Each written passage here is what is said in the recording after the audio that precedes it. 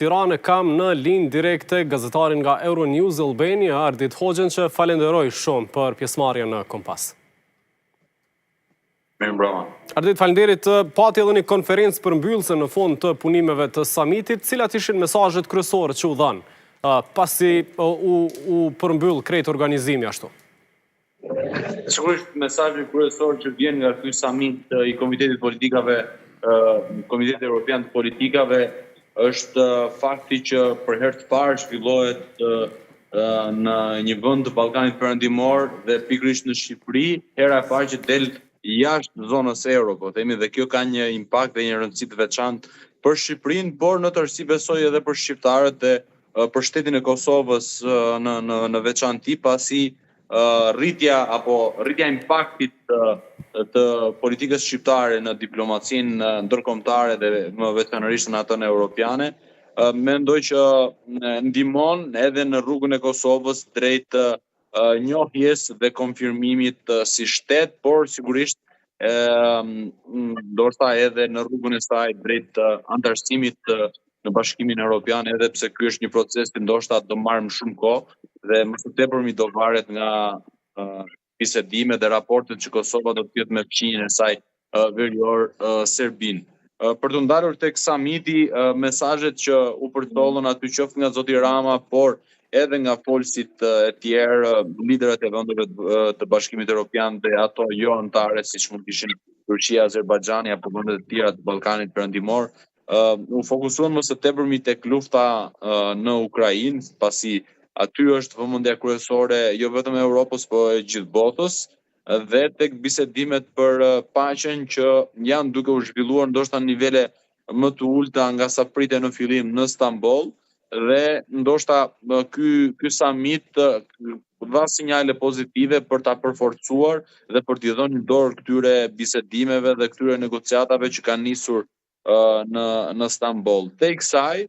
sigurisht për Shqipërinë si shtet dhe si vend tashmë në negociata deri diku të avancuara, nëse do i cilësoja kështu, për antarësim në Bashkimin Evropian, ky summit ishte një augur i mirë, një gur themeli madje për t'i avancuar dhe për të arritur ndoshta ato objektiv që është përcaktuar nga kryeministri Edi Rama dhe i mbështetur nga drejtuesit e Bashkimit Evropian, presidentja e Komisionit von der Leyen, por edhe zyrtarët lartë të Brukselit, që Shqipëria të mbyll negociatat në vitin 2027, por t'i lëm pastaj një periudhë prej 2 apo 3 vitesh kohë vendeve anëtare që të ratifikojnë këtë marrëveshje të antarësimit të Shqipërisë në Bashkimin Evropian në parlamentet dhe në vendet e tyre përkatëse, me datën finale dhjetorin e 2030-s që Shqipëria të bëhet antar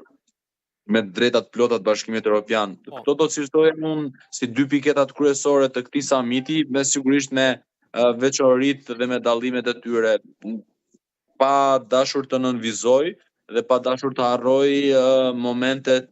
po themi, pikante që pati ky summit. Këtë desha të pyes, Hoxha, u përfol shumë edhe mënyra organizimit, gjithçka në finesa, edhe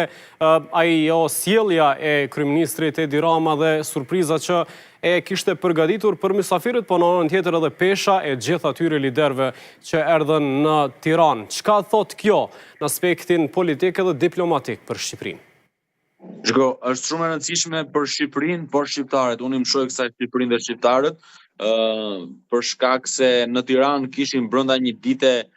presidentin e Turqisë, kishim presidentin e Francës, kancelarin e Gjermanisë, kryeministrin e Britanisë, kryeministrin e Italisë, të Spanjës, praktikisht pjesën më të madhe të G8-s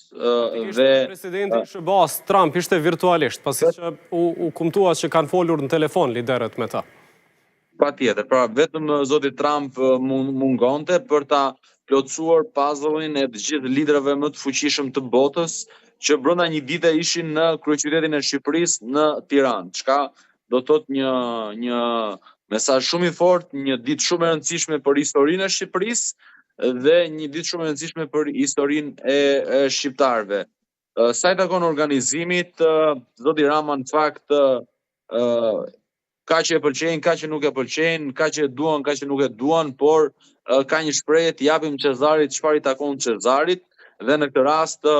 duhet t'i jepen meritat e plota për atë organizim mjaft të mirë në disa rrafshe, qoftë të përgatitjes po themi deri në detajet më të imta dhe pas një lloj problematike, por edhe elementet e spektaklit me përuljen në gjuhën që i bëri ndaj kryeministres Meloni, apo pjesa tjetër e shfaqjes në Teatrin e Operës që u nis me atë videon e përgatitur me inteligjencë artificiale ku të gjithë liderët e pranishëm në summit ishin po themi shndruar në versionin e tyre fëmijë. Këto pra ishin sipas meje element të cilët i shtuan e dhanë të tjera ngjyra këtij summiti dhe nga shumë syresh, nga kolegë të mediave ndërkombëtare me të cilët un kam pasur mundësinë të bisedoj dhe të shkëmbej po themi informacione, por edhe po themi të dhëna gjatë ditës së sotme më kanë deklaruar ose më kanë shprehur mbresat e tyre, duke thënë që vetëm në Shqipëri dhe vetëm zoti Rama mundet të organizonte një event të tillë me këtë lloj koloriti dhe me këtë lloj forme, pra nga një summit me tone serioze, me deklarata dhe me fokus sigurinë globale, në luftën në Ukrainë apo luftën në fronte të tjera brenda Europës dhe afër Europës, tek po themi momentet gazmore që zoti Rama i kishte rezervuar në nisje të summitit. Hoxha, shkurt për fund, Tirana kishte edhe një tjetër anë të medaljes, sot një protest kundër procesit zgjedhor dhe manipulimeve për cilat pretendon Partia Demokratike. Euronews Albania ishte akter në përplasjen mes disa prej protestuesve dhe ekipit tuaj. Çka ndodhi sot në këtë ngjarje? Të falenderoj shumë për këtë pyetje. Në fakt, ajo që do duhet ishte një protest sensibilizuese e opozitës shqiptare e Partisë Demokratike për të bërë që zëri i saj të dëgjojë nga liderët europian që ishin të pranishëm sot në Tiranë. Në fakt u kthye më së shumti në një sherr banal mes disa funksionarëve të Partisë Demokratike, deputetëve të saj dhe kolegëve të Euronewsit, por jo vetëm të Euronewsit. Dua ta theksoj këtë pasi sot ka qenë një ditë e vështirë për të raportuar për pothuaj të gjithë kolegët e gazetar të mediave tjera të cilët kanë qenë në terren duke raportuar për këtë protestë, pasi janë përballur me një dhunë verbale dhe një sjellje as pak miqësore nga militantët e Partisë Demokratike, të cilët deri diku mund ta cilësoj edhe të mirë kuptueshme për shkak të shokut apo humbjes dhe vështirësisë për ta pranuar atë se çfarë ndodhi në 11 maj, por ajo që cilësoj të papranueshme është që kur kjo dhunë verbale dhe kjo sjellje as pak korrekte me gazetarët erdhi edhe nga zyrtarë dhe funksionarë të lartë të Partisë Demokratike, duke nisur që nga kryetari i Këshillit Kombëtar zoti Paloka dhe të tjerë deputet dhe ish kandidat për deputet, të cilët